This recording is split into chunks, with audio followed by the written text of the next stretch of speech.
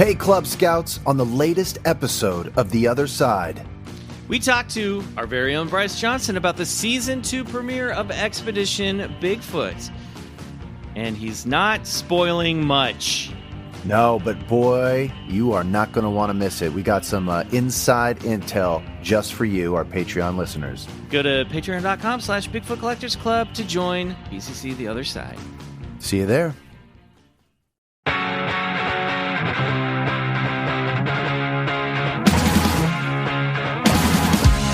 It's Bigfoot Collectors Club with Bryce and Michael.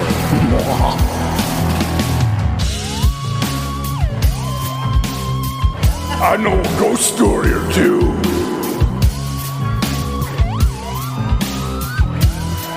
Let's do this. Hey everybody, and welcome to a brand new episode of Bigfoot Collectors Club, the show where we talk to amazing guests about their personal paranormal history and share stories of high strangeness.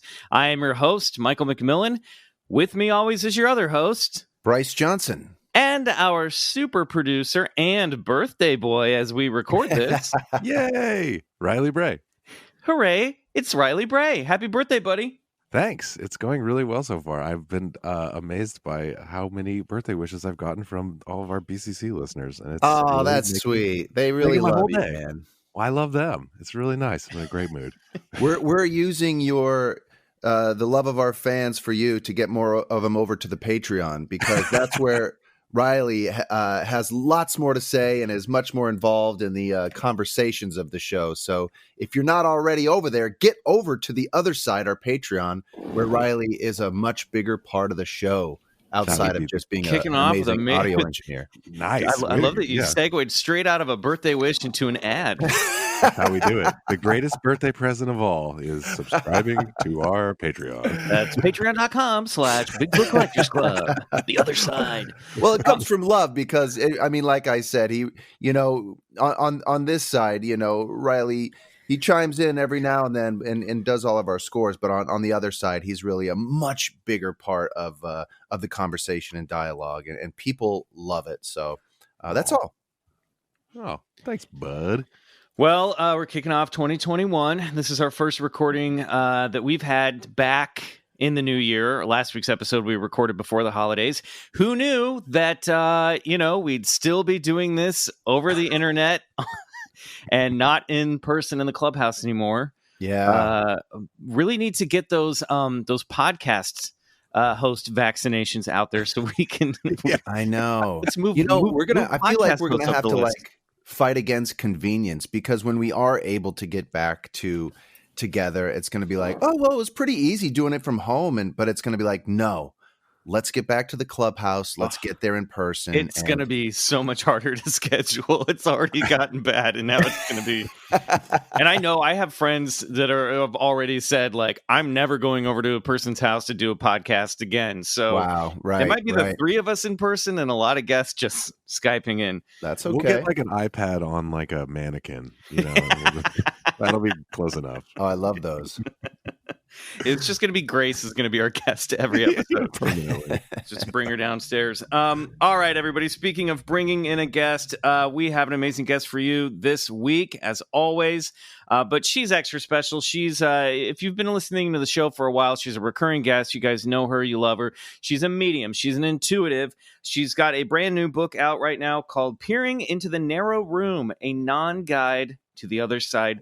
Club Scouts of all shapes and sizes, please welcome to the show, once again, Adela Lavine. Yeah! Wow. Can you just record that and send it to me for every morning? I can listen to that. It made me feel really good, Michael. Hi, guys. Hi, Hi everybody. Happy New Year. Happy birthday, Riley. How's 2021 going? Yeah? A little bit of a weird start, but, I think it's gonna. We'll land this one. I think a little bit. Rough entry for everybody. Yeah. I think, but who knows? This episode doesn't drop for like 5 days, so who knows what the fuck's gonna happen? That's true. The Martian tripods might arrive between now and then. Dear God, Hoping. I hope. Yeah. Well, they do set fire to a lot of things in that book. So. Okay, no, thanks. Adela, how have you been? You and I have been chatting a lot over Instagram Yes. because we've been talking a lot during the pandemic about video games. Yes, and very I much. Checking about where you're at with video games right now. So I have beat 2 Resident Evil, Red Dead Redemption 2, which I thank Michael for turning me on to, which I even got a gift from my fiance Citric, who got me a cameo from Arthur, which was the best Christmas present. That was awesome. And it was awesome. He said he went on for 2 minutes commenting on other things. And now I got a PlayStation, not for me, but for someone else in my family. So I've been stealing it. I scored, actually, Citric scored the PS5. He actually found a lottery, got on the lottery, and snagged it. Yeah, just in time. Awesome. A week before, the Christmas. Yeah. So I now been playing The Last of Us. I played the first one. Now I'm on to the second one. Yeah, it doesn't sound like I'm doing other things. I am, I swear. I've actually been reading a ton, doing online classes and things like this. But when I'm not, you got to go in another world where it makes sense, sort of. With zombies and stuff. How has that been, Adela? Because I know you've been doing readings now more online and through the computer. What is that a pretty big difference of doing a reading face to face with someone? No, I actually started off that way. I started off reading people way back when on, if anybody remembers MySpace. That's kind of how I started, and I did only phone. And in those days, I was trying to explain to people that it's like it really almost helps to do it that way, because I'm, proving that I don't need to be present. You know what I mean? Like I'm at a distance. So it's about energy, it's not that I need to be in the room with somebody. Right. So it's really no different for me. It's actually very normal. And so I've been reading on the phone, and I already did like 50-50, prior to the pandemic, but doing classes online, I did that before too, way back when, and I've been doing that for many years. But the new thing is I've done medium galleries and seances online. That's been interesting. Wow. And it's actually done really well. How do you do a seance online? Because I feel like we need at least, a crystal ball on a circular table and 4 people with mustaches. Yes, that is actually a very aesthetic, awesome way to do it. But the way I do them, they're called participation seances. So everybody in the group, I'm leading it, and I still have the spirits connect and line up behind the people. The difference between a gallery is where I read each person. You tell me who you want to talk to, and I read that person. But in a seance, I'm more allowing you guys to kind of ride the wave. See, normally when I'm reading all the time, I'm keeping all of the energies away from people. So I did a gallery today online, and there were people in there who had done the seance with me, and they could tell it's way different. It's way less intense, because I'm not letting the gates flood, and they feel the energy. And in the seance, you get to kind of see what you feel and what you see. Whereas in the medium gallery, it's just me reading each person. So it was interesting the first time. I was like, are people going to feel it? I know I've done other things like this, and people were feeling cold, and they were feeling things touching them on their own, because I try not to lead people, because you don't want it to be like in their head, like, oh, I do feel something. And people were kind of surprised that they felt stuff. But I am focusing on, I'm basically, what I'm doing is saying, listen, they're game, so go at it, guys. They're open for you guys messing with them a little bit or letting them feel you. But I still, so it kind of, it works. It's kind of trippy, because the cool thing about it is that there's people who wanted to come to these, and I couldn't they couldn't come in person. So there are people that listen and follow what I do all over the world, and they've always wanted to do these things, and they're not living here, so they've had a chance to experience it. Well, it makes me think of a conversation, Riley, Michael, and I sort of had last week, being the proud owners of Oculus 2 headsets. We were wondering, yes, what like a seance might be like in the VR space, where people can have their avatars. And I mean, obviously, since you've stated that, you don't need to be in the same room with someone to read energies or contact the other side. It makes me think like, in the future, being in some sort of VR simulation, the possibilities of doing magic rituals, seances, and stuff like that. It's a really interesting concept. I absolutely agree. I have a VR as well, the same set as you guys. And it is my goal to start doing all these things in VR. I mean, that is like definitely that's where I want to head towards. I think it'd be amazing. And I think it's no different. Honestly, I see that realm as being like in a VR, like you're just, like spirits can change their form and look any way they want and all that kind of stuff. So I don't really see it. I feel like a VR is like a perfect natural progression for doing this kind of work. I totally am down for that. Oh, that's a wild thought to think that maybe spirits themselves would, choose their own avatars, Yeah, they do. They can change any form according to, like, I don't know if you ever saw the movie What Dreams May Come with Robin Williams, but they cut. Yeah, it's a perfect movie when I saw that, I was like, someone really knows this realm, because it happens in that realm where the spirits are in a different form, and they explain, well, we wanted you to listen to us, so we took a different form so you would not get caught up emotionally. So Gotcha. yeah, I think VR and technology is kind of definitely showing us stuff like that, because doesn't it feel like it? I mean, I know when I played it, I sometimes forget you're not in your house. Mm-hmm. You're like between worlds. Yeah. To me, it's very similar. It's a perfect it's definitely example. like a liminal space, especially now with the Quest 2. I feel like it's the most easily accessible sort of, like, you are kind of dropping into a parallel dimension. It is completely wild to me. And I think the possibilities are endless for this stuff.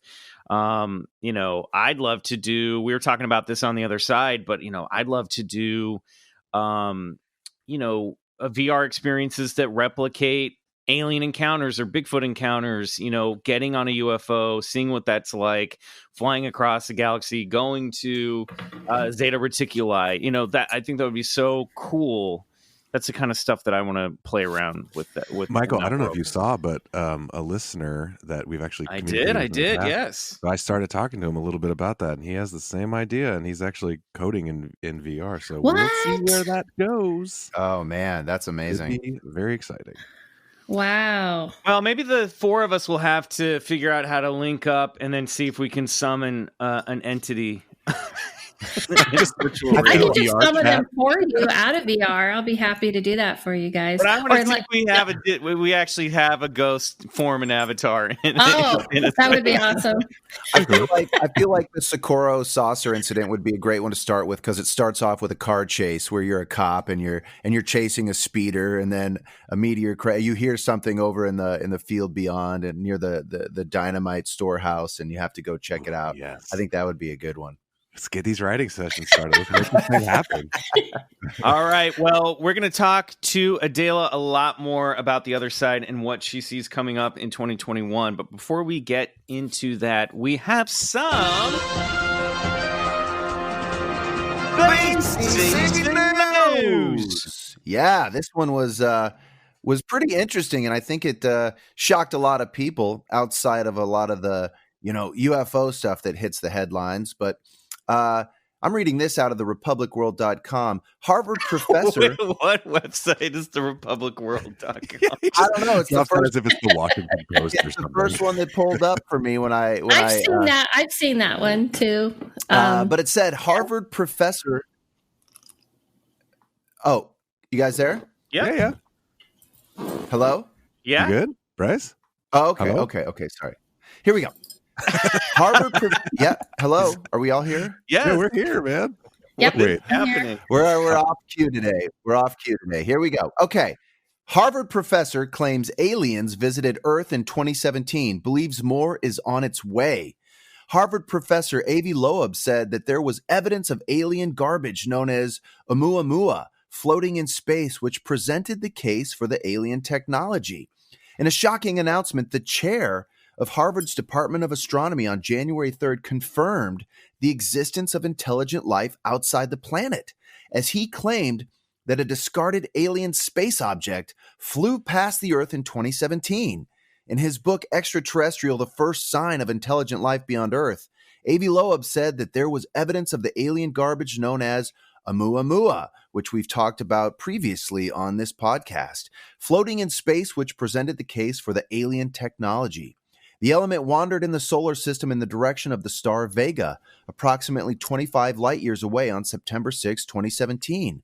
According to Loeb's book excerpts, humanity had its first sign of extraterrestrial life's existence when a 400-meter space rock entered the solar system's orbit. This, according to Loeb, wasn't an asteroid, but alien garbage. I don't know why they keep saying garbage. Anyway, the mysterious Oumuamua rock in 2017 had caused a stir on October 19, 2017, after it was detected by the University of Hawaii's Pan-STARRS telescope at the observatory on Haleakala, Maui, founded by NASA's Near-Earth Observation Program. The cigar-shaped rock was blazing past in the universe with a speed of 1,906,000 miles per hour and was first classified as a comet or an asteroid by NASA scientists. But the Harvard professor wrote that the presence... Oh, my computer's going everywhere now. Come on, scroll, baby, scroll. Of glistening metallic alien junk in space pushed humanity to run the risk to discover the unknown and open mind.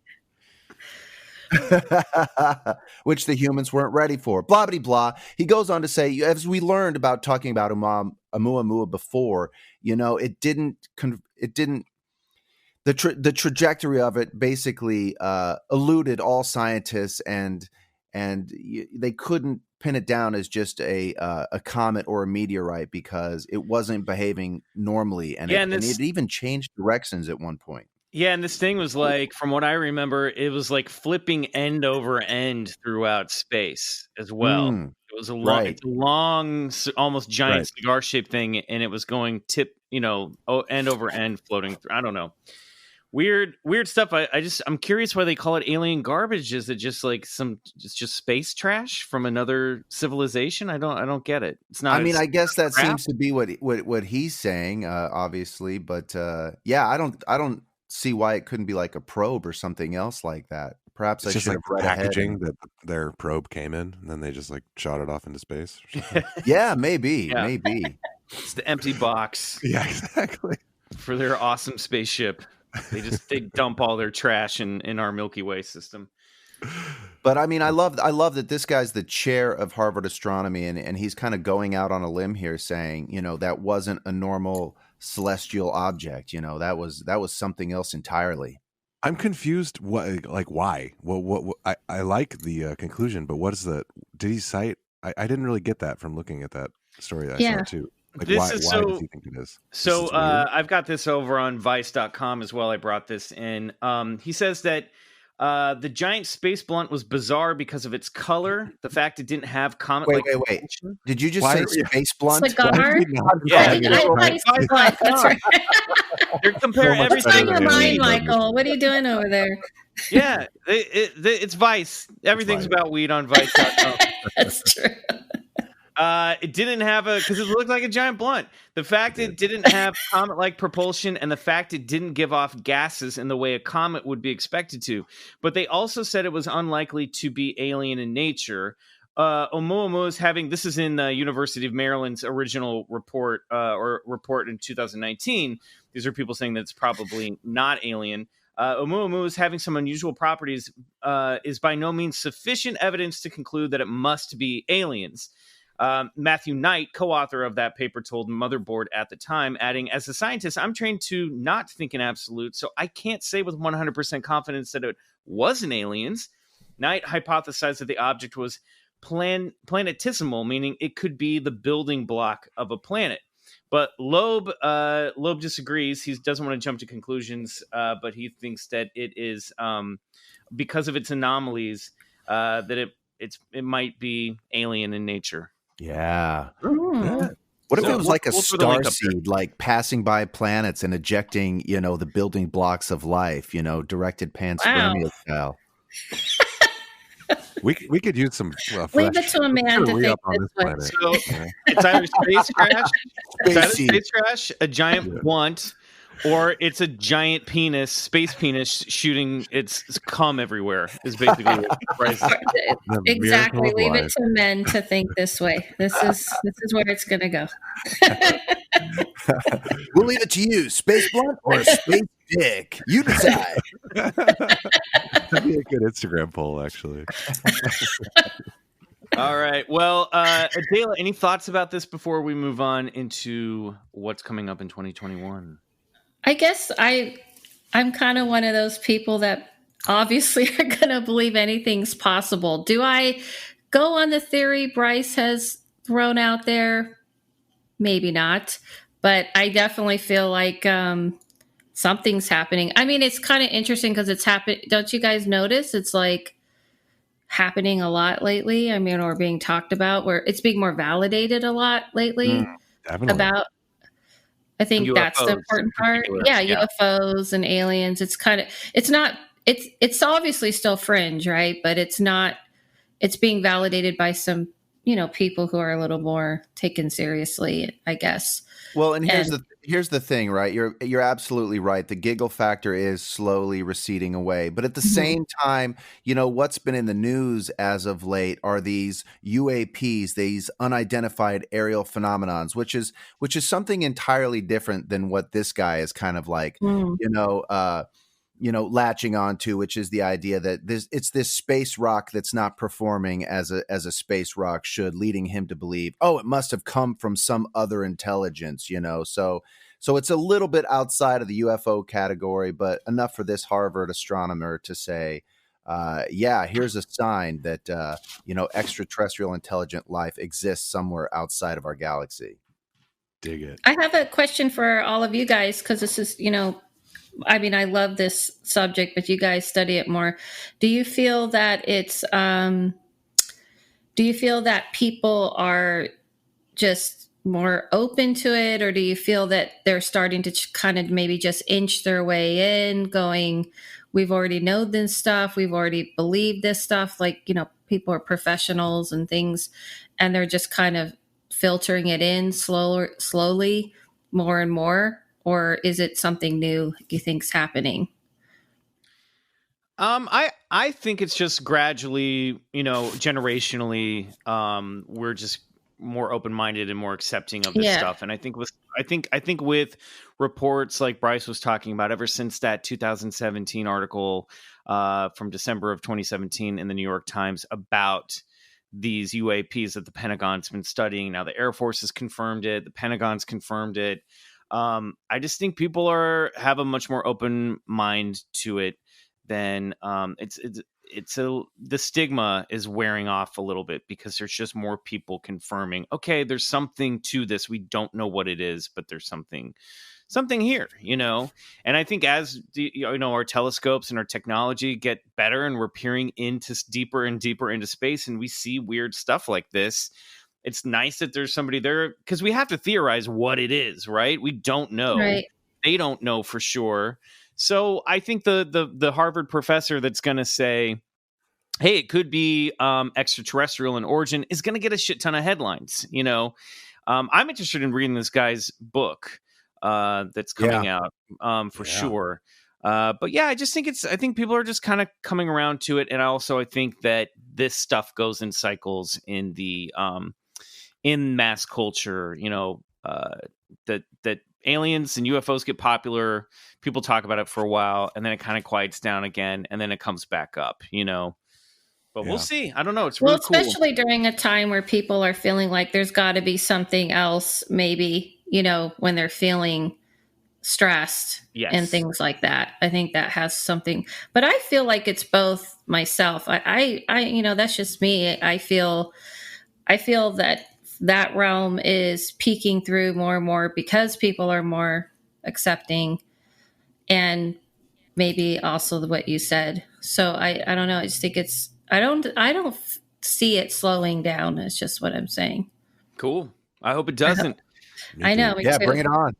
Speaking of bringing it on, Yes. Adela, I wanted to have you on the show today because back in the old days of Coast to Coast AM, when Art Bell was hosting the show, he would do something at the beginning of every year where he'd have like a predictions show. You know, he'd have psychics on and talk about what they saw happening in the upcoming year. Now, we're not going to do that exactly because that's not really your game. But I did want to talk about, because obviously we're off to the races already. And we don't have to, obviously we're not going to get too into current events here, but in a general term, I wanted to talk about what you saw coming down the pipeline for 2021. What should we expect energetically, spiritually? And of course, if you do foresee any major events that, you know, maybe you can share them here, because I've noticed that on your YouTube and in your posts, you're like, I've been talking about this is happening. And I wanted to know if you can speak to that as well on a bit more of a specific level. Like, if you see some shit coming down the pipeline, can you please let us know now? Yeah, if we should start building an arc, you should let us know. Yeah, like let us know, because I'm dreading turning on the news every day. So Well, it's very interesting that Bryce said arc, because I actually have been using that example when I said that I've been telling people for months. I've been using the example of feeling like crazy Noah running around trying to tell people things that they are not seeing yet. And so, yeah, again, we don't want to get, deep into current events, but on, on the kind of the broad spectrum, what I meant is that I kept telling people months and months ago that the winter was going to be a very difficult winter, that economically it was going to be difficult. Of course, the things we're going through. I did say specific things, about what happened this past week in readings, because, I kind of try to only tell people things in readings and then keep it a little more less specific publicly, because not everybody wants to know. I even had one client's like, I don't want to know. You're only supposed to tell me everything's going to be great. Yeah, so I feel that this week isn't a surprise at all. This is I actually braced for that to kind of comment on that.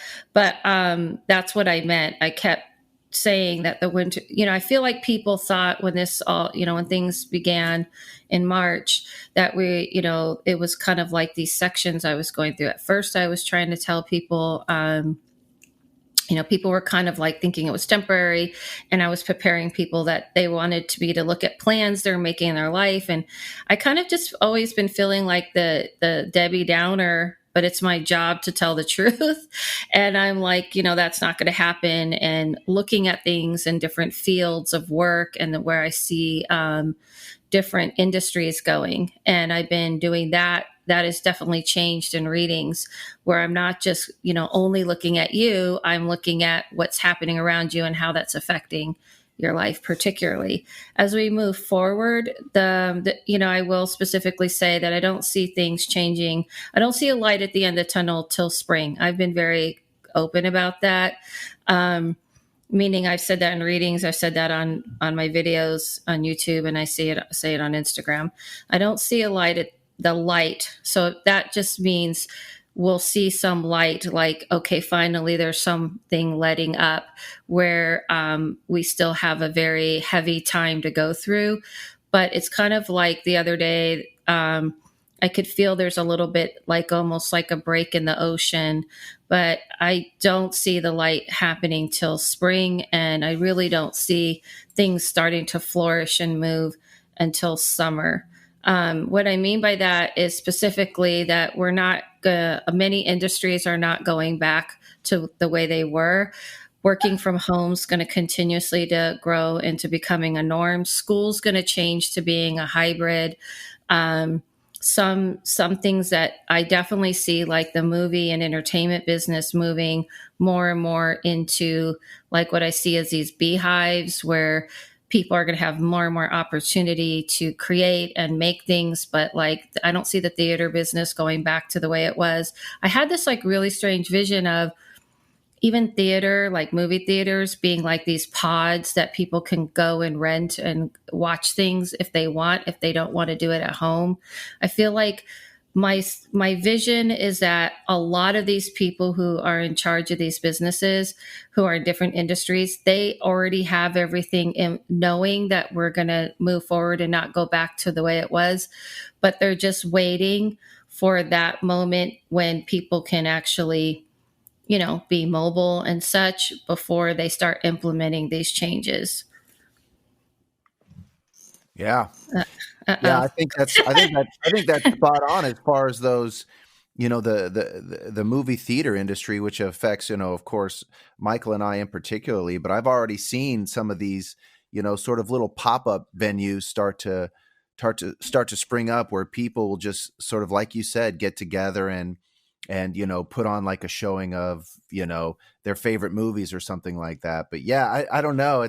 I'm worried about the you know, the theater, the theater experience in particular, because I don't know, that's something that well, I just grew up loving going to the movies and getting the popcorn and sitting in a darkened room with a bunch of other people, strangers whom I didn't know, and having this common experience. It was almost like church in a sense. We were all sort of communing with this storyteller, and you know, I hope that experience doesn't go away too much. I hope there's still some semblance of it left when all this is said and done.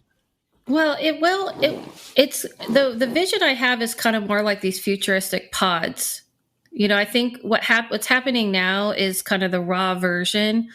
It's the very raw version. So you guys should take note of it because history is in the making. We're moving into a completely new world. It's kind of like living in the you know, in the time where things moved, you know, all these industries started forming, right? But it's like on, you know, steroids. It's moving much faster, much more insane, because we have the technology, but it was already moving this direction, and what we've been going through just pushed it over. So it's not that you won't be able to have those experiences, but it's going to be much more refined. You know what I mean? So yeah. You could have an option to go watch something in VR, or you can have the option to just do the old fashioned way, but it's going to, I have this very distinct vision of these white like pods that hold, you can do it with your friends, or if you want to kind of do that experience with strangers, but I do not see that it go back to these big theaters in the way, and I don't see concerts going back completely into the same form, but it doesn't mean, guys, that it's all crashing and going away. It's actually going to broaden it. I feel that there's two things going on. There's things we've learned about safety, and there's also, you know, the money factor where there's people who are in charge of money. I see them having these conversations. That's kind of like where I use remote viewing. And the conversations are, you know, hey, we can make more money if we do it, you know, for people all across the globe instead of having to only go and travel from place to place. I do read for a lot of these people in these different industries, which is, you know, why I have to look at all these different industries. But I've been looking at that for some time. I just feel that this has already been forming, and this is just pushing it. I know it feels like makes you nervous, like that means something you were doing is going away. I don't really see it that way. I feel like it's actually going to broaden your options. You're going to be more in the power seat than you have been in all of the fields all three of you are in. So no more mosh pits. Main takeaway. Is that your concern? No, I've never been in a mosh pit. So that doesn't concern me. You might be stuck in the 90s still. I'm just a little worried. Yeah. I don't know if people are doing those anymore, but I don't know. They are. They are. Okay. Well, not this year, but they were. Not this year. I feel like you're going to see that in every level. The way schools are going to be, it's not that it's all going to be at home, but it's the concept of like, we're moving into a time where it's like, maybe we didn't think about these things. There's some people who have illnesses and they're raising children and it's hard for them. Maybe they don't have as much money. So like even taking their kids to school and the school supplies and everything, I feel like everything's getting streamlined, tightened, and even a consciousness of we have to think of things differently. We can't just keep pushing it to the line. I feel that there's some things that are very hard for people to accept because the old ways are going, but there's going to be awesome new ways of thinking. Like, oh, we didn't think of maybe kids learning from home. Maybe some families that works for them, it's less expensive. They don't have to have daycare in the morning and daycare at night. I just feel like we're at the very baby stages of it, but 2021 is definitely going to be all about huge, major shifting into that change. It is going to feel odd. Adela, can you talk a little bit about the logistics of how that works for you as an intuitive and medium? In other words, like, I know when you sit with somebody, when you're reading with somebody, you can, contact the other side and make it very specific towards that person. And how does it work when you're sort of reading the future in general terms as well? Do you just sort of take a pulse of all the contact with the other side and just, read it as a whole, or do you just try and pick up clues? Or can you talk to us a little bit about how that works for you as a medium? Sure. Well, because a medium's only part of what I do, I do two types of things in my site. Medium is specifically talking to someone who's died. Does it mean that the people who died don't want to, hey, we got some heads up, because there's no time or space in their realm. But so they're able to kind of give a heads up, but they're not able to know everything because they don't understand the bigger picture of like Bryce's life. Like, okay, Bryce, you might want to turn left and right because I have like a GPS and I don't have to deal with the physical world. So I can jump ahead of time and see different possible options you can take. However, they don't understand, like, maybe there's a reason why Bryce has to go this way or that way on a bigger level of the bigger picture of your life. That's more kind of the higher beings and the collective whole. So when I'm looking at stuff for people on an intuitive level, I'm looking at possible timelines. My job is to guide what I feel like, hey, Bryce, you could, not bump on this bump right here. I could help you avoid this pitfall. It doesn't mean it's the wrong or right, but I'm trying to help you not go through that pitfall. You can go around it and, it could be a little smoother ride. It's not to like avoid everything, but this is the way I use sight. So some people are like, screw you, Dale, I'm going to do it anyway. And I'm like, all right, because it's free will. And they come back, they're like, yeah, that pitfall did happen. I learned some things. Well, maybe now what do I do? So when I'm looking at stuff, it's possible timelines. And everything we do has a reaction, decisions we make affect the domino effect of those possible timelines. So I'm looking at something and I'm seeing how those things are starting to unfold and affect each other. Does that make sense? Yeah, totally. Bryce, what do you feel about, running that homeschool out of your house permanently? No way in hell. No way in hell. And that's what I was leading this all up to, Bryce, to let you know. This is your I'm just yeah, she does. Yeah. You should know now that Adela drops hints that she's actually seeing about her future in her answers. So I would just say, brace yourself, buddy.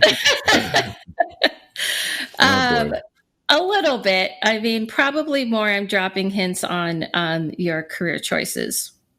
Well, can we talk about that? What's going on? Can we get specific? Would you feel comfortable doing that? Can you give us a little preview for each of us about what 2021 might hold? And then we'll have it on record.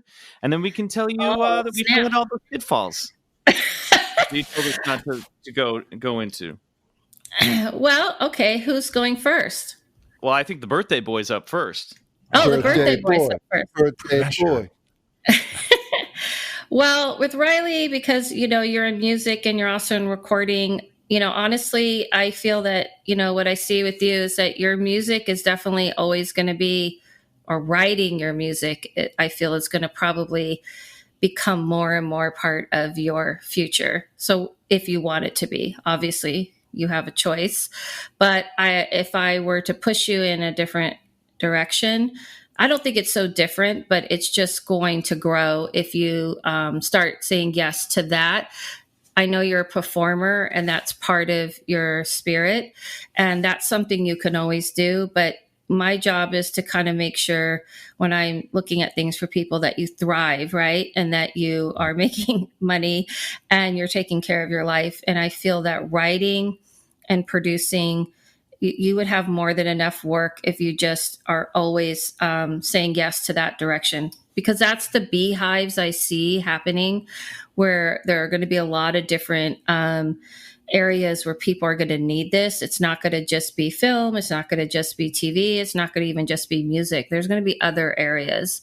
So I feel like writing and being the behind everything is going, I just foresee him becoming very strong in that if you agree to it.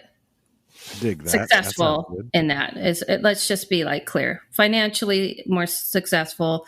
And I actually see you liking it because it gives you very much of a grounding. And then if you want to do music, right, you want to perform, then it's kind of more your free spirit expression and less of pushing yourself that this is something I have to go do now because I did I made a commitment or whatnot. Right. Adela, you use the analogy. Yeah. Sorry to interrupt. You use the analogy more like a beehive in that direction, and I love that. I mean, do you sort of see it like that, as more activity, more vibration, more sound and humming? If he were to move in that direction and stay in that direction, do you kind of see it as an energy like that, the busyness of a busy beehive? I have an actual vision for the entertainment world because, I do read a lot of people in that world of beehives for all of the entertainment world, that it's going to be people creating the big machine is going to break down and it's going to become more empowered to the individual. So you can create your own working beehive. And it can be just as busy. Yeah, exactly. And so I feel like how big you want to grow it, of course, that's different. And, for Riley particularly, writing seems to be, and I think a long time ago when I first met you, Riley, there was a whole thing about writing, and maybe that was probably when I did that medium gallery, and maybe that's not so far, maybe that was someone trying to get you down that path, because that's what I meant by the spirit world does that. But I feel like particularly right now, I can see it's almost like looking at a Y, right? The letter Y, and you're heading down toward, I always see things like right and left, even though it's not literal. Maybe you've been going towards the right with performing and stuff, but something's pulling you the other. It may not always look so sexy and great. It may not be speak to your soul every time, but you'll grow busier and busier and, thrive. And then the other side of you can still do what you want to do and complement it. It's almost like flipped. I don't know if that makes sense. Mm-hmm. No, that totally makes sense. That checks out. And there's some stuff I've been working on that I can't discuss yet, but it will be coming this year that is not my music, but I've been working on other people's music, and it's exciting stuff. No, totally. I think Michael and I might know what you're talking about, and that does click into some locks, definitely. How about Michael, Adela? What do you see for old Mr. McMillan? Not to call you old Mr. McMillan. What's in store for Michael? When do I finally embrace the eternal slumber? Oh my God. That's great. okay, with Michael, it's kind of interesting because Michael has the vision I get of you is like a lot of balls in the air. Guys, just keep it clean. What is it? Bryce I'm talking to a bunch of boys here. I feel like you're going to have several different things going on. The thing with you, Michael, is that when you get your mind set on something and you want to do it and you want to perfect it, you are really good at that. And I think it's harder for you to accept that there may be several different things going on at the same time. And I don't mean like, you're acting or the podcast or whatever. I feel like there may be some new things that you hadn't thought about that are going to be coming to you and as an opportunity. So I feel like one of them may even be completely nothing to do with, the entertainment world. It just may be even like a business opportunity that you're like, okay, I guess. And I don't see you thinking of this as like your life, your passion, but it is kind of an undercurrent of, to just be frank, a moneymaker, just kind of like a quiet something that can just bring in cash. That you don't have to really put a lot of energy into. And I also feel like that's a dream. You just, I don't have to work hard and I'm going to get paid for it. Great. Yeah, it's one. That's why I was saying it's not like, I'm saying that because when you get involved in stuff, you get all in, so you're you like get interested and you want to perfect it. So I'm saying it. You might think like, oh, maybe this is it. Maybe I'm not going to do. And I'm just warning you that it's not. It's just there to kind of, okay, well, I put some energy into it and it's kind of nice and it brings some passive income, no big deal. But I feel like as far as your creativity, I mean, if there's anything I could push you on is to definitely be free to, I know this is going to sound weird, but I want to say just like, you would be in demand in many different ways as far as acting. So it's not just like TV, it's not just film. It could be like video games. It could be a voiceover. It could be this, it could be that. But because there's going to be such a boom of people creating things that we're not seeing that has to do with the internet and online and different things that are going to form more streaming, more this. I feel that you'll be like a Renaissance man in all those areas because you can do all those things. I feel like rather than what you had before, which is this one thing, you're doing it, and then you do it, then you finish and you go to another thing. I don't see it like that. I feel like you'll be surprised that you're going to go, I did this thing over here and it paid great and it was fun and it was a great outlet.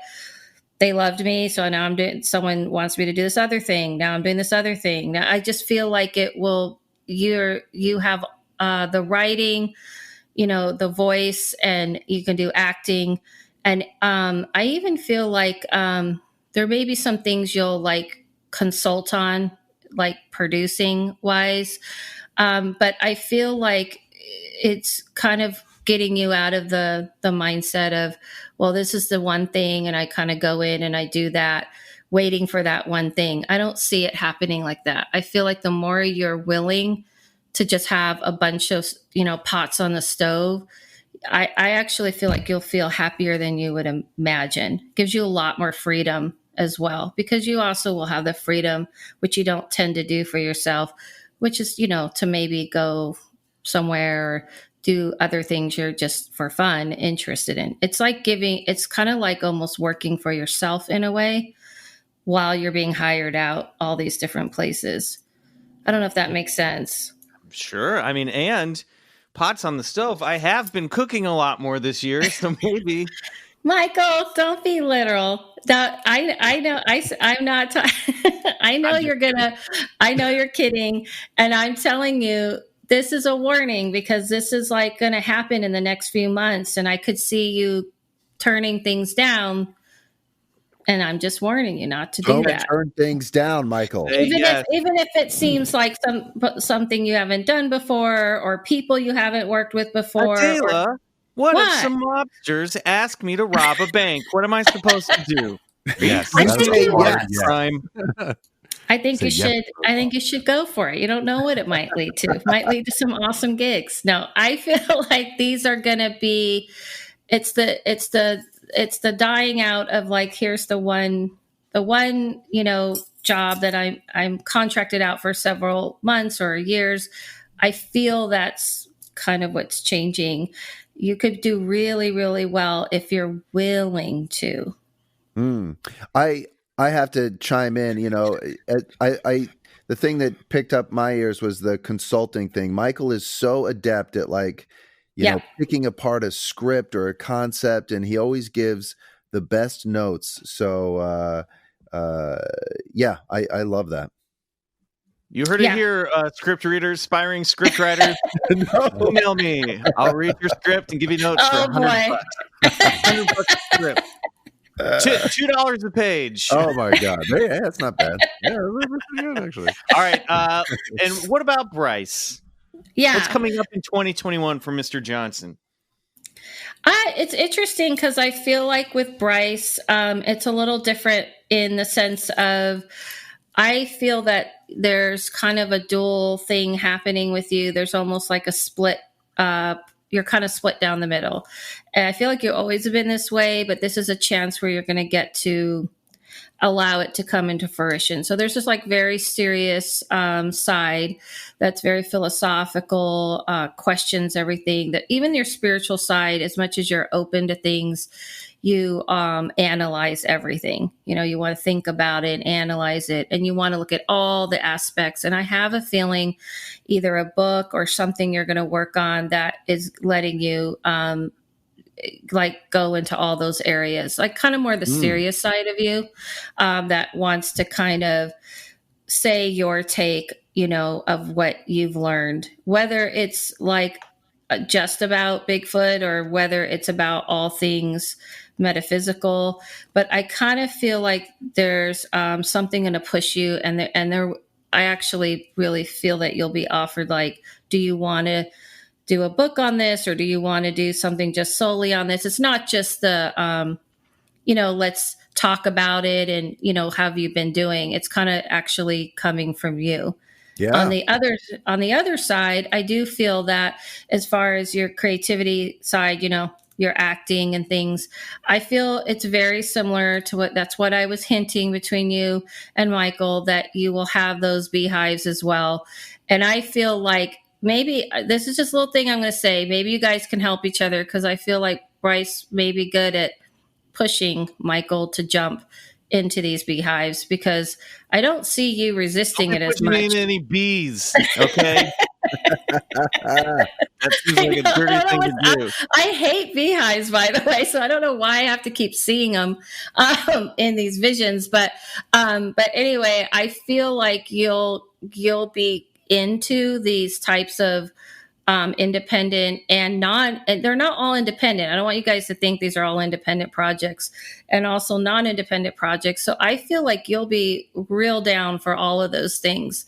So if you're down for all those things, but I feel like for you, it's more performing, and for Michael, it's more performing and writing and consulting, kind of all three. And I feel like your writing is more like specific. For some reason, it's either a specific project or a book. For some reason, I do feel like it might be someone who might be interested in working with you on something like that. So it's almost like you get to be both parts of you. Interesting. If you're willing. As I'm sure all your clients tell you so often, that checks out. That vibes with me. Okay, good. Well, I don't know if it vibed with Michael. We'll see. He's a skeptic. Oh, it did. He's just fighting it.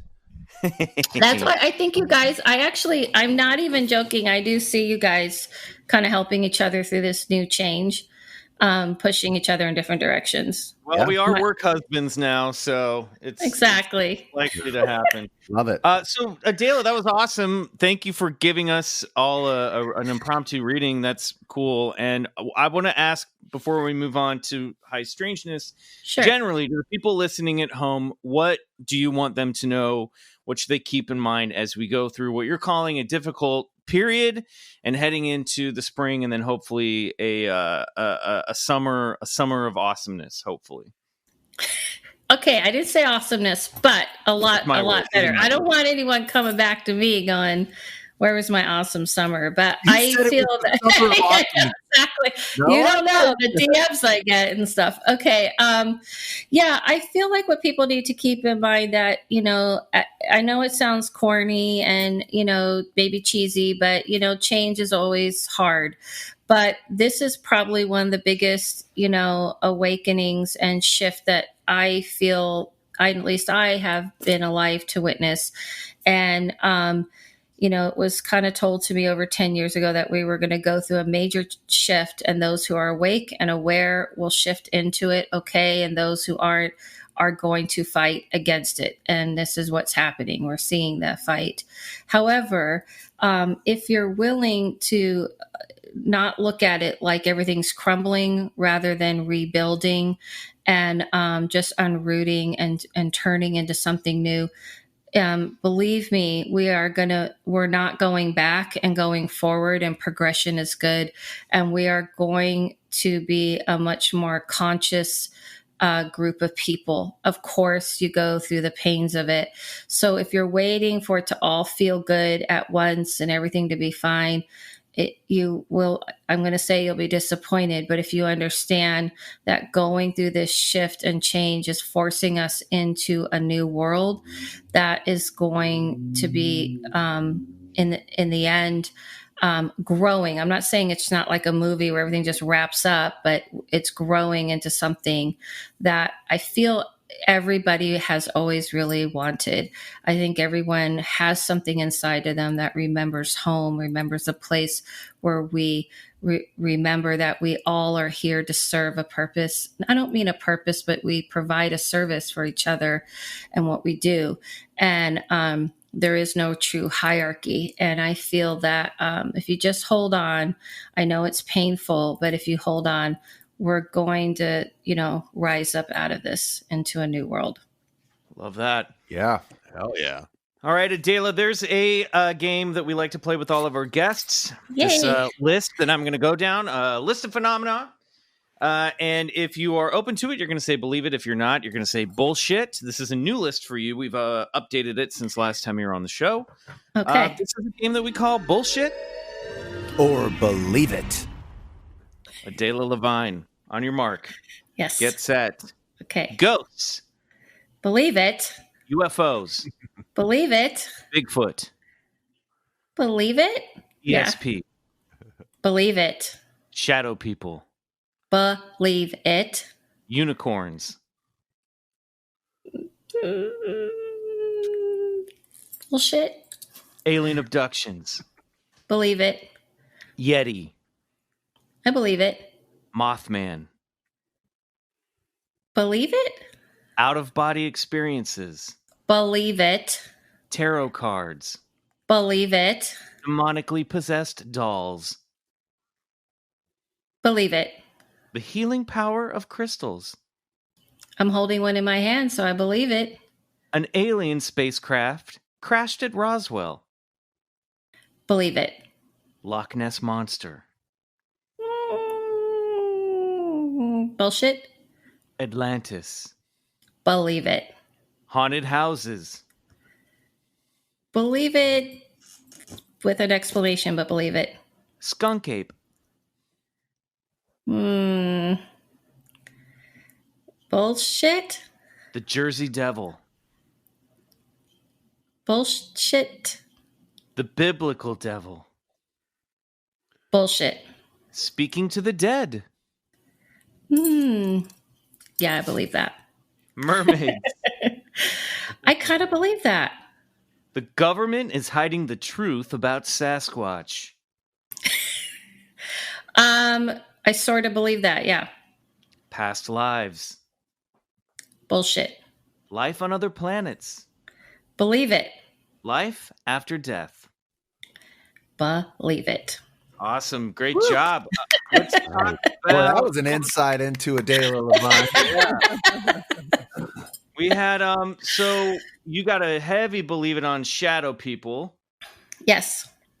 What are shadow people? Yeah, it's the most asked about. It's why I tried to put the most asked about stuff in my book. And shadow people are actually, it's the shadow is your sight. You're not seeing spirits quite clear. You're seeing them, but your sight is shadowed. And one of the reasons why I know is because someone else. I've been around people who see things that are shadowed, and I can see them, but who they are. So, and I've had that experience myself before I honed my ability. They were shadowed and they're no longer shadowed, meaning like when I was a kid and things like that, when I didn't understand what I was seeing. So it's really us. It's nothing to be afraid of. I know it's alarming. And I actually had one happen to me recently. I came out of the bathroom and there was a little person, and I have a little person in my house that belongs to me, meaning my son. And I thought it was him, and it ran away, and I realized he was in his room. So I still have experienced it, but me being me, I'm like, well, that was weird. Huh. Okay.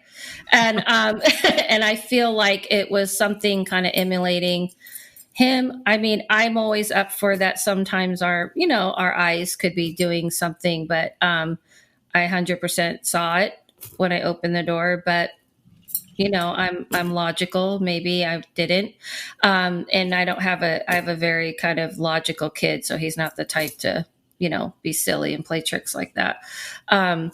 And so it's your sight. Your sight's just not seeing it all together clear. And at that time, I think something was just thinking it was fun to pretend to be.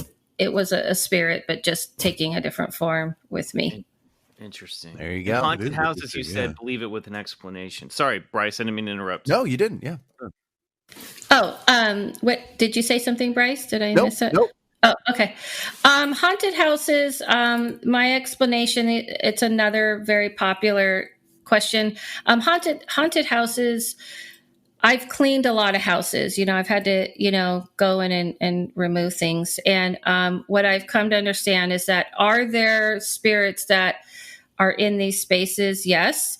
But what happens is it's kind of the idea of like, if everyone's going to these houses and they're known like, oh, it's very haunted here. The spirit world's like, well, this is a place everyone seems to be open to seeing us.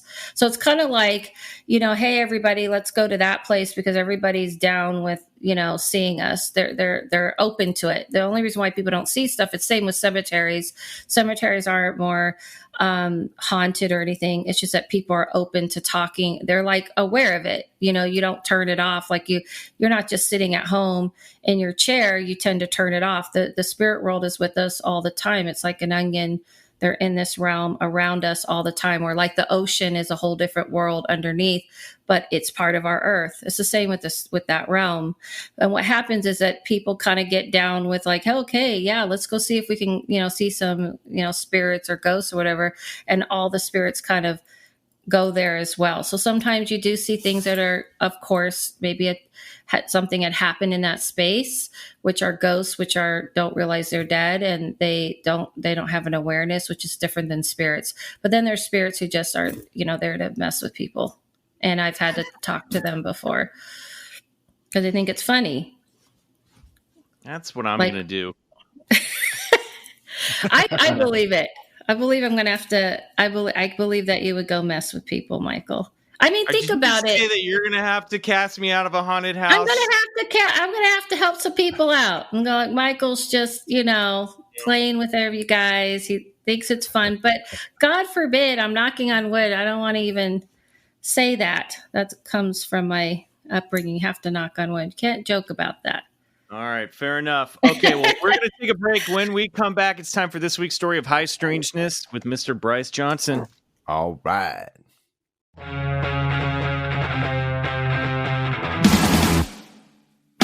All right, we're back, and it's time for this week's story of high strangeness. But I've just been given a BCC alert. Super producer Riley has something that he wants to address. What's going on, Riley? You made it a birthday boy alert. Very dramatic. Very dramatic. It's just a little housekeeping from last week's episode. This was alerted to me by listener Jimmy Kiwi, who's also a L-Files contributor and supporter of the Patreon. So what's up, Jimmy? But he pointed out that beneficent is actually a word. Yes! So we owe Bryce an apology. And I don't think it is. He sent it to me, definition and all. Being generous or doing good. Beneficent. However, he also pointed out, which was something that I caught at the time, and I just didn't want to stop the flow, that Bryce said that DMT is produced androgynously. Androgynously, E-N. E-N, not androgynously, Yes. E-N. So, I mean, I guess DMT is also non-gendered, so technically still correct. But, just a little housekeeping from last week. Well, anytime I yell at Bryce for making up a word, we should just know that it probably is a word, because I tend to be wrong every time I correct him. So fair enough. That's amazing. Yeah. All right. Let's see. Oh, I'm looking it up. Okay. It's not it's endogenously. I put an R in there where it doesn't belong. People say endogenously like that, so it sounds like androgynously. But, biology, growing or developing from within, originating within. So there you go. Okay. But I like androgynous DMT too. That's DMT is free and living its best life. That's what you found. That's what you'd find in David Bowie's head. Exactly. Oh, hello there. Amazing. Well, thank you for that, Jimmy. I love that. I'm not protective about it. So I love words and I love to make up words too. So you know what I'm going to say to that, Bryce? What? And Jimmy, listener Jimmy. It was only a matter of time. That gets a Bigfoot What is groan. that? That's big. Bigfoot sound effects machine. Oh, Michael Bigfoot okay. groaning machine. Okay. Well, let's jump into this week's story of high strangeness. And Adela, I knew you were going to be on, so I picked this subject especially for you. I wanted people who looked for your episode to sort of have a great little podcast that encapsulated a lot of things. I'd like to start with a quote. "We are like islands in the sea, separate on the surface, but connected in the deep," by William James. What if there was a record of everything that ever existed in time and space? A veritable database of the past, present, and future of every living thing in the universe. Bryce, you're walking into a trap, but keep going. And I not was just fully Admiral Akbar in the back of my head. What do you mean? Well, you're walking into and not just a mundane log of Sorry. Okay, it's okay. Here we go. And not just a mundane log of activities and events, but a stored collection of thoughts, smells, feelings, emotions, and connections. And what if all these, let's call them events, were imprinted on some sort of field that solidified and held that information to create a permanent record? A record that was accessible if only one knew how to properly tune into it. Well, there are those who claim that this record exists, and it is known as the Akashic Record or Akashic Field. Now, the idea of an Akashic Record was introduced to the language of Theosophy through H.P. Blavatsky's famed, she was a Russian occultist and philosopher who characterized it as a sort of life force, an indestructible tablet of the astral light, recording both the past and future of human thought and action. The notion or idea of an Akashic Record was further disseminated by Alfred Percy Sinnett in his book Esoteric Buddhism, when he cited Henry Steele Olcott's A Buddhist Catechism. Olcott wrote that Buddha taught two things are eternal, Akasha and Nirvana. Everything has come out of Akasha in obedience to a law of motion inherent in it, passes away. No thing ever comes out of nothing. Olcott further explained that early Buddhism then clearly held to a permanency of records in the Akasha and the potential capacity of man to read from it. Now, Akasha is the Sanskrit word for ether, sky, or atmosphere. And hearing those words, one can't help but to make the instant comparison to our own incalculable database, the internet, and the mysterious cloud through which all of its information is stored. The idea of a record that exists in an alternate dimension or on another plane of reality may sound a little far-fetched, but if I were to travel back in time only 100 years ago and describe to someone what our internet was and how information was stored and accessed, he or she might look at me like I was some kind of deranged sorcerer, and he may be right. for Arthur C. Clarke taught us that any sufficiently advanced technology is indistinguishable from magic. And maybe this Akashic field or record is some sort of technology, a technology that we just don't yet understand. And it may help explain why mystics, prophets, clairvoyants, seers, and mediums claim access to information, knowledge, or events which have already happened in the future. Now here we run into some minor problems, of course, like predeterminism and time, but one must remember, time, after all, is a man-made concept. And so what if everything that ever happened or ever will happen is happening right now, in this one eternal moment, like the flash of a bulb that records the image onto a film? It reminds me of that great scene in Mel Brooks' Spaceballs, when Lord Helmet wants to find the rebels, and Colonel Sanders tells him he can use a new breakthrough in home video marketing called instant cassettes, whereby they can just watch the already made VHS tape of the movie Spaceballs, even though they're still in the middle of making it. And when fast-forwarding, they land directly in the present moment, Lord Helmet asks, "What the hell am I looking at? What is this? When does this happen in the movie?" To which Colonel Sanders replies, "Now. You're looking at now, sir. Everything that's happened now is happening now." Helmet, confused, asks, "What happened to then?" "We passed it," Sanders responds. "When?" "Just now." The famed psychic Edgar Casey. Another high strangeness where Bryce just casually slips into describing a movie. I want dinner theater of just one-man show Bryce does Spaceballs. Yes. I highly recommend YouTubing that scene. It's worth it. Okay. Maybe the first time anyone's used Spaceballs to describe the Akashic Records. Exactly. It's awesome. Hope. That's what makes me unique. You know, the famed psychic Edgar Casey, who was known as the Sleeping Prophet, who gave tens of thousands of readings while in a self-induced trance state, claimed to use the Akashic field to access all of his information. Casey wrote, "Upon time and space is written the thoughts, the deeds, the activities of an entity." Casey often referred to the Akashic Record as God's Book of Remembrance. Even more surprising was when Edgar Casey went into great detail about the lost city of Atlantis, recalling in great detail the lives of individual Atlanteans right before the great cataclysm that sent the city plummeting to the bottom of the ocean. Casey went on to say about the Akashic field, "These records connect each and every one of us to each other. They contain the essence of every archetypal symbol or mythic story which has ever deeply touched patterns of human behavior and experience. They have been the inspiration for our dreams and invention. They draw us toward or repel us from one another. They mold and shape levels of human consciousness. They are a portion of divine mind." Famed Swiss psychologist Carl Jung believed in a collective unconscious, a term that he coined which refers to structures of the unconscious mind which are shared among beings of the same species.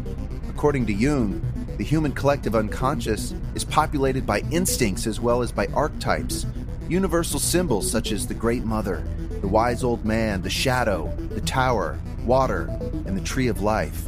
Jung considered the collective unconscious to underpin and surround the unconscious mind. He argued that the collective unconscious had profound influence on the lives of individuals who lived out its symbols and clothed them in meaning through their experiences. Pim van Lommel, a Dutch author and researcher in the field of near-death studies, was a doctor specializing in cardiology. In 2001, he published his large-scale prospective study on near-death experiences that was published in the medical journal The Lancet, as well as became a best-selling book, Consciousness Beyond Life, The Science of Near-Death Experience. He had this to say, "I refer to this consciousness beyond time and space, which has no material or biological basis, as non-local consciousness. Its wave functions store all retrievable memories and all other aspects of information. It features an interconnectedness that offers the chance of communication with the thoughts and feelings of others, and with those of deceased friends and relatives. Its roots lie in another invisible, immaterial realm that is always in us, around us." And guest Adela Lavine, an author of Peering into the Narrow Room, had this to say, "The collective unconscious, the collective consciousness is something that is already there. We don't have to do anything special to be invited in or anything like that. Think of it as the world's biggest library, or even the internet. By reaching out your spirit, your energy, you can tune in to the wealth of knowledge available to you. Echoing Eastern religions that hold even your karma is stored at an energy level. And maybe this is something science can get behind as well, as quantum mechanics is providing more clues than ever about the true nature of reality. In the universe, states Ervin Laszlo, Hungarian philosopher of science, information is entirely basic. In the latest conception, the universe doesn't consist of matter and space. It consists of energy and information. Energy exists in the form of wave patterns and wave propagations in the quantum vacuum that fills space. In its various forms, energy is the hardware of the universe. The software is information. And is that so hard to believe that our information is stored? Perhaps more than just information about our lives, the Akashic Record holds the blueprints to the building blocks of reality itself, with stored information about every particle ever in existence. Mystics and sages have long maintained that there exists an interconnecting cosmic field at the roots of reality that conserves and conveys information, a subtle sea of fluctuating energies from which all things arise, atoms and galaxies, stars and planets, living beings, and even consciousness, the constant and enduring memory of the universe.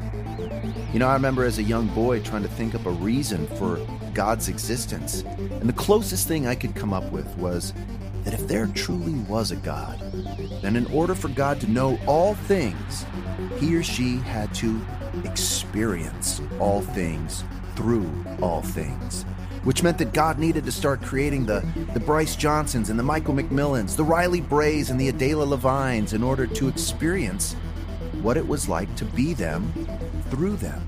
And if that was the case, it only made sense that God would want to remember that experience and retain access to that information by doing none other than making a record of it. For as Socrates said, know thyself.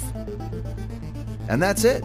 That's my story of high strangeness on the Akashic field. Just a casual Saturday afternoon for young Bryce Johnson. That was awesome. It was Thank so you. well written. Yeah. So what do you guys think about this stuff, that there's stored information somewhere up there in the ether that we have access to, past, present, and future? I love that you just like quickly glossed over. You're like, and there's a few small problems like predestination. Well, you know, yeah, Just a you're little. right. Talking about like predeterminism and stuff, like, do we have free will, choice? And I think Adela touched on it earlier that, you know, we do, and that we have these paths, and she could sort of see down where the paths lead. But that isn't a concrete thing. In other words, you know, there are multiple paths that exist, and it's up to us to walk down the one we want. Yeah. Adela, I seem to recall that you are you don't buy into the Akashic Record, which is why I was like, Bryce, you're walking into a trap. Well, I got that. And there's other words for it, collective unconscious, as Jung called it, and the quantum vacuum field, which, you know. Well, that was actually my question is, are those the same thing? Well, I think the thing is that I think that I feel like I'm like I got busted, but I feel that, to be fair, that Akashic Records, what tends to happen, at least in in my world, right? Like the spiritual world, when I bump up against people who do all kinds of things, and there are people who do Akashic record readings, and I think that's where I have a hard time, because they're basically saying, okay, Bryce, let me go look in, Riley, Michael, let me go look in the, into the file cabinet and pull out, all the history of things about you. And this is why you are the way you are. And this is the way you're going to go. And this is the way your life's going to go. Kind of, I think that's where I have an issue, where there's no choice, and it's not always changing and fluxing. So, I feel that the future and the present and everything is always changing. So, and, it's not that there isn't this internet like you're saying, like I believe in quantum 100%. I put the symbols on my book for a reason because I believe in that.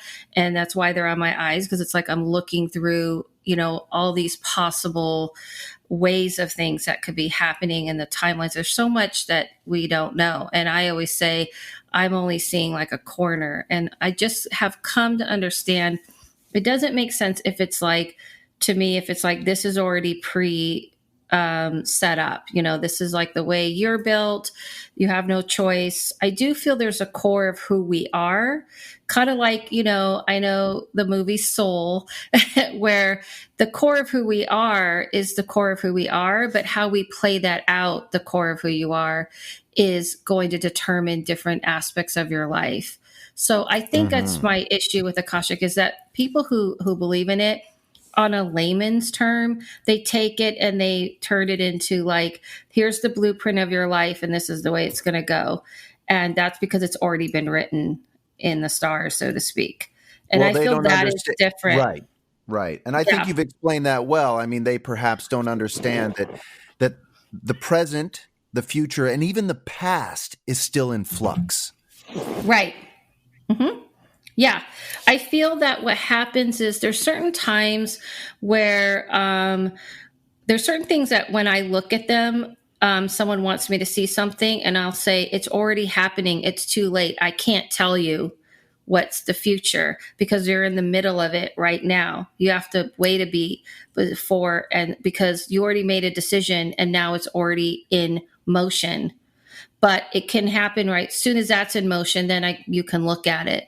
So I think that, isn't that different than Akashic? Isn't it more like a blueprint of everything's already been written, like when you were born and everyone was born, it's already written out and this is who you're going to be and this is how you're going to live, I think is different than quantum and other aspects, or collective conscious even is more kind of, to me, the collective conscious is everyone understanding and having a knowing. I don't have to sit and explain it to you. We already all have a knowing. Yeah. Yeah, and that's why I brought up Jung and even Casey's sort of explanation that there's these archetypal symbols that are already in place, and we sort of that's the blueprint, and it's not every T is crossed and every I is dotted, but it it's a blueprint of how these archetypal symbols and will play out in our lives, and I think that's true on some level. You're saying that there's already like almost like bullet points of things that are already set in motion. Is that what you're saying? I don't know if it's bullet points, but it's like, we come into this world with a personality, with perhaps some already, predetermined type mythos, and we follow that along, like. Michael, it goes back to what you were saying. How did you call it? Evil good. What was that system? That categorical system? Lawful good, neutral good, and chaotic good, or lawful evil. Yeah, it's like those aren't something evil, that we like get to choose who we are. That's just kind of like who we are. But I think religions have had a different name for it, and people describe it in different ways. But the idea remains the same: that there's information available.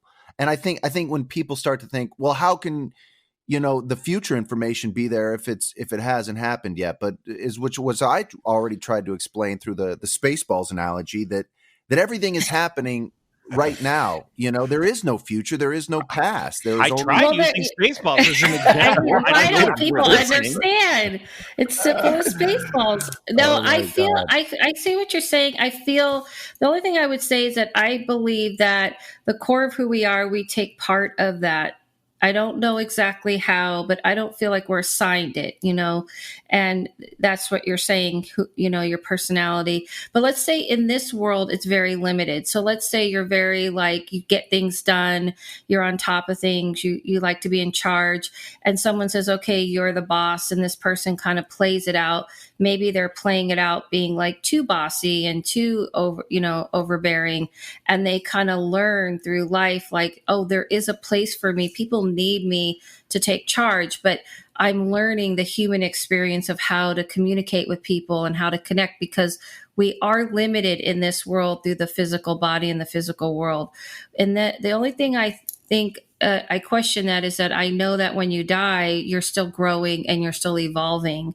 So I feel like, I just don't feel like there's like a beginning and an end. And I feel like what you're saying is more right on than what I've seen other people call it, which is more like, let me give you a reading of this is who you are and this is what your life's going to be. Mm-hmm.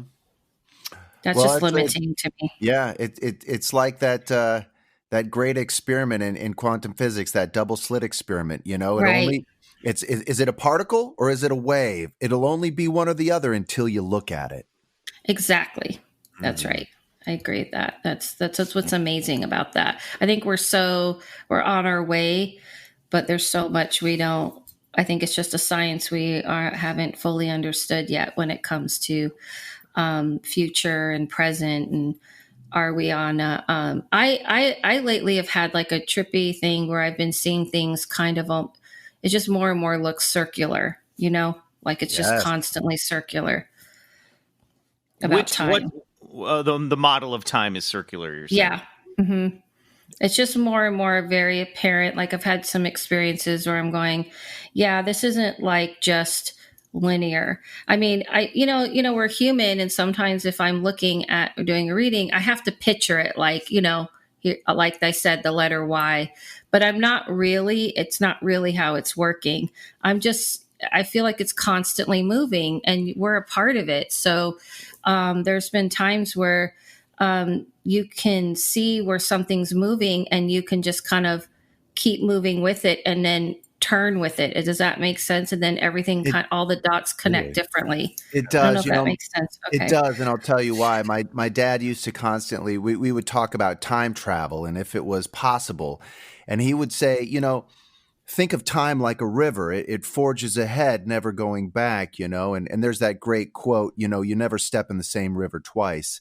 And for a long time that made sense. But then I was like, well, what if that river connects to the back of it and makes a circle? Then it is the same river going forward and back time and time again, Yeah, that circular notion's cool too, because if you think about like space time, is everything in space is moving in circular orbits. Like we're on a planet that's orbiting a star, that's orbiting a galaxy, that's orbiting in a universe. Everything's moving in circular motion. And if you're a point on a circle, like what does that circle look like to you? Especially if it's enormous, it looks like a line. So we perceive time as linear because we're not perceiving the larger structure that it's existing in. So I like that. I think that's really cool. Which is why you could jump time to me from the things that I've seen, because I'm not really going ahead. I'm just moving with the wave. So like when I wake up in the morning, I'm like, what is the temperature of the energy today? Where is it moving? And if you flow with it, you'll be able to see where things are going. If you fight it, then you don't. Does that make sense? Yes, it does. Ride the wave, man. Ride the wave, baby. Ride that circle straight into the most awesome summer ever, 2021. You heard it here first from Adela Lavine. What? Go after Michael. He said it. Adela. Summer's going to be awesome. Speaking of time, unfortunately, this brings us to the end of another Clubhouse session here on Bigfoot Collectors Club. Adela, where can people find your work? Where can they watch your videos? Where can they get your book? Okay, so you could find my work. I'm Adela Lavine on everything. Also, you can catch some past episodes of The Witch and the Medium. You can see my videos, Adela Lavine. My book is on Amazon, and you can get it Kindle or paperback. Please leave a review if you do. It helps. And I also forgot to say that I launched a line with, you guys all know, Chicky Moo, Susie, who we all love. We got together, and I launched a line with her for incense. People have been asking me for years about incense and things like that, what I use, and we put together doing that with kits. Susie Gardner. Yeah, Susie Gardner on Chicky Awesome. Moo. Pete Gardner. Pete Gardner's wife. Yeah, we launched something together. Yeah, she's awesome. I've known her for a long time. That's how I met you guys. And we launched a Adela Lavine kit and incense, and you can get them individually you can get on my website, Adela Lavine. You can go right to her website, Chicky Moo. But I'm Adela Lavine on everything. Pretty easy to find.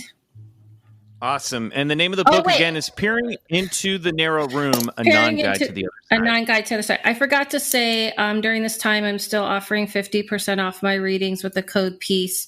And if you're interested, I'm doing, at the end of the month, a class on remote viewing, the very thing we're talking about. It's kind of how I see time. Oh, yeah. You could join on that Zoom, which is always interesting. But yeah, that's it. Thank you, guys. Thanks for having me. Fantastic. Great. And I'll put a link to your website in the show notes and listen, I'm sorry. I know in the last week's episode, I said I was going to put things in the show notes and then forgot to do it.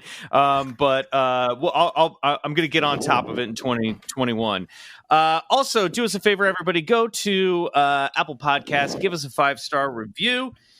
If you do, we may read it right here on the show, like this one that I'm pulling up on my phone. 5 stars, believe it, from Mr. Fry. Wet Hot Alien Summer brought a fresh and totally unexpected approach to the Roswell UFO crash. Michael, Bryce, and Riley are nothing short of sensational. Thank you so much, Mr. Fry. Boys, Bryce, you've got a popular Bigfoot TV show happening right now. Why don't you tell people about it? Yeah, find all new episodes of Season 2 Expedition on Discovery Plus starting on January 17th. Meet us over on that new platform where they have the largest collection of paranormal television anywhere in the world. See you there. Nice. That was perfect. Riley, anything to plug? Yeah, I mean, as you may or may not have heard, Spindrift got robbed this year, and all of our equipment was stolen. And a bunch of people were asking us if we were doing a GoFundMe, and instead we decided to launch a pre-sale of our record, which is going to start shipping in March. So it's a new record. You can buy it on CD or vinyl. The pre-sale's active now at alternativetentacles.com. That's our label. Fantastic. And we'd really appreciate anybody that wants to buy the record. Aside from the bad things that happened, it's an awesome record that I'm super proud of, that I co-produced with Jello and Jello Biafra, and it's just I'm really excited about it. And we've been waiting all year for it to come out. It was supposed to come out March this year, so it's finally going to be shipping, and it's finally coming out. And so if you want to hear the new Spindrift, you can go ahead and pre-order that at alternativetentacles.com. Love it. Nothing for me to plug, but I will say this. Adela mentioned it. I know Riley's seen it. If you haven't seen Soul, the new Pixar movie that's on Disney Plus, fucking check it out. Bryce, have you watched it yet? Watched it with the kids. Yep. Love it. It's awesome. It's a great movie, and it gets into a lot of the stuff that we were talking about today, so definitely check that out. All right, everybody. Thanks again to Adela Lavine. Good night. And go get regressed.